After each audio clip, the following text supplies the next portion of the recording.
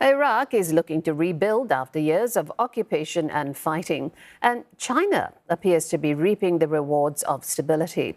All foreign licenses during Iraq's latest oil licensing round went to Beijing and none to major European or American players. China imports nearly half of Iraq's oil, but Beijing, too, has something that Iraq wants: solar technology. Stuart Smith takes a look at what increasing energy interdependence means for the two countries. 85% of the Iraqi government's budget comes from oil.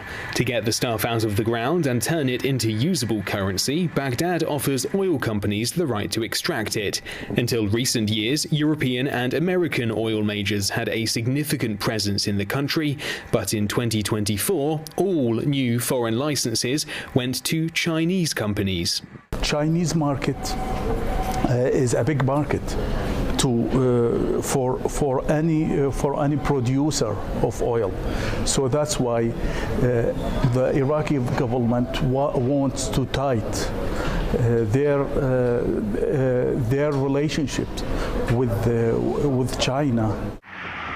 In 2019, the two countries penned an oil for construction deal. Iraq sends oil to China, and China helps rebuild war-torn Iraq. Even so, Baghdad still wants US participation in its oil industry. Iraq's Prime Minister Mohammed Shia al-Sudani visited Texas in April and personally invited oil companies to buy licenses this year, but none did so. Oil is geographically widespread. It's being produced in ever more countries all the time. So they might be comparing Iraq with places like Suriname or Tanzania or Mozambique or Papua New Guinea or Guyana, relatively risky locales where, they're going to be looking for a generous production service contract with some potential upside into it. In Iraq's latest licensing round, it was mostly so-called technical services contracts for sale. Oil majors get a flat fee per barrel of oil they extract. US giants generally want a production sharing contract, which allows them to make bigger profits. While Chinese companies are driven by profit, there's also a national imperative to extract oil. China needs to buy foreign oil to meet domestic demand, but the US is a net exporter of oil, so there's not the same need. There are now no US oil companies extracting oil in Iraq at all.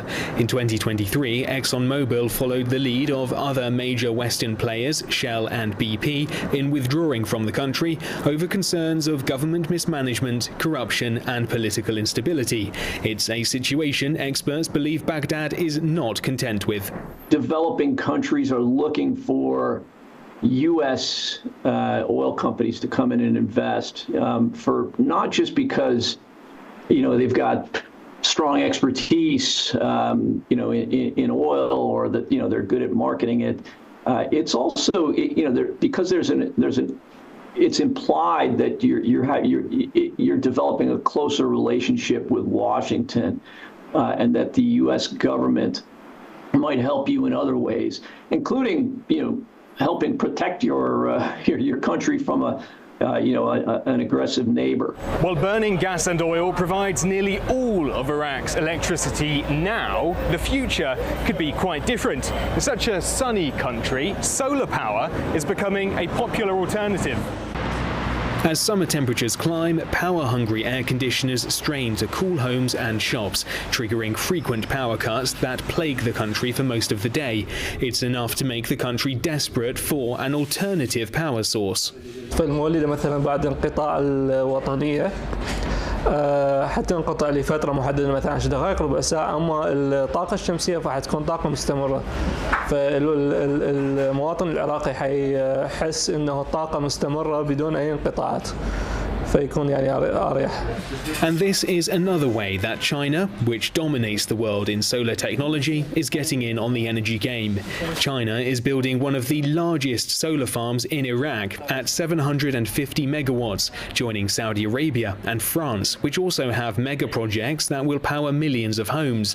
But no matter which companies own the solar farms, it's China that will benefit the most, as it produces the vast majority of the most cost-efficient panels missiles being deployed on those projects.